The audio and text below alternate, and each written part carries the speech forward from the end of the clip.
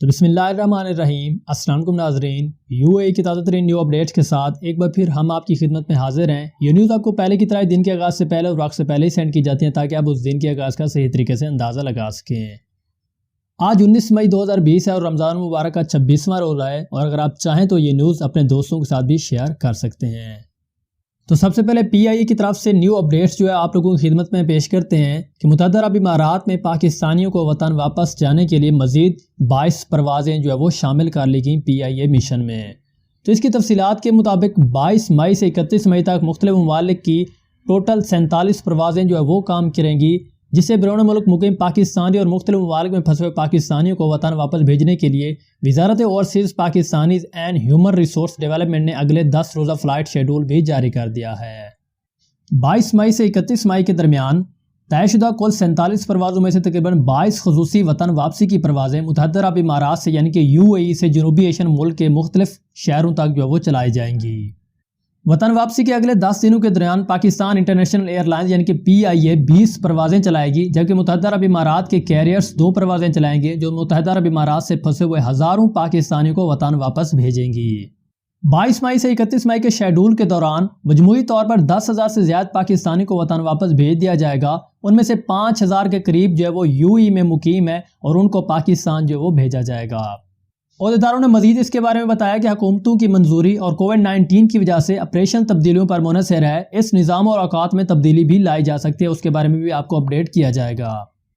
وطن واپسی کی پروازوں کے جاری مرحلے میں وزارت نے بتایا کہ 11 سے 21 مئی کے درمیان 12,000 کے قریب پاکستانیوں کو وطن واپس بھیج دیا جائے گا، اور 16 مئی تک کووڈ-19 کے پھیلاؤ کے بعد تقریباً 30,000 سے زیادہ پاکستانی شہری مختلف ممالک کے خصوصی پروازوں کے ذریعے وطن واپس پاکستان بھی پہنچے ہیں۔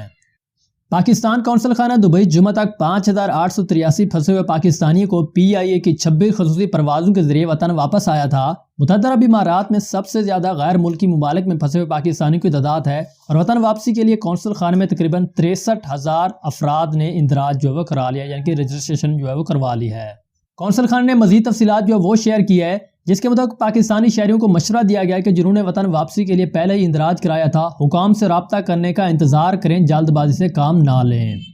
تو نمبر 2 پر بات کرتے ہیں کہ دبئی میں آج کے بعد گاڑیوں کے ونڈ شیلڈز پر کاغذی پارکنگ کی ٹکٹ جو وہ دستیاب نہیں ہوں گے، آپ کو آن لائن ٹکٹ کی سہولت جو وہ فراہم جلدی کی جا رہی ہے۔ ART نے نئی رپورٹ جو وہ شائع کر دی۔ اس حوالے سے RTA نے اپنے ٹویٹر ہینڈل پر تفصیلات جو وہ شیئر کی ہے، جس کے مطابق دبئی کی روٹس اینڈ ٹرانسپورٹ اتھارٹی یعنی کہ RTA نے اتوار کے روز اعلان کیا ہے کہ آج کے بعد ان علاقوں میں گاڑیوں کو انٹریکٹیو ٹچ سکرین شامل کرنے کے لیے پارکنگ مشینوں کو اب اپڈیٹ جو وہ کیا جا رہا ہے۔ گاڑیوں میں سوار افراد کو اپنی گاڑیوں میں کاغذی پارکنگ کی ٹکٹ ڈسپلے اب کرنے کی کوئی بھی ضرورت نہیں ہوگی۔ تو نمبر 3 پر بات کرتے ہیں کہ متحدہ عرب امارات یعنی کہ UAE میں کووڈ-19 کے درمیان 83,000 نئے بچے پیدا ہونے کی توقع جو ہے وہ بھی ظاہر کی جا رہی ہے۔ مزید اس کی تفصیلات کے مطابق یونیسیف نے 11 مارچ کو وبائی بیماری کے اعلان کے بعد سے 9 مہینوں میں اس پیدائش کی تعداد کا تخمینہ لگایا تھا۔ یونیسیف کی ایک رپورٹ کے مطابق متحدہ عرب امارات میں کووڈ-19 وبائی بیماری کے درمیان 83,000 سے زیادہ بچوں کی پیدائش جو وہ توقع کی جا رہی ہے۔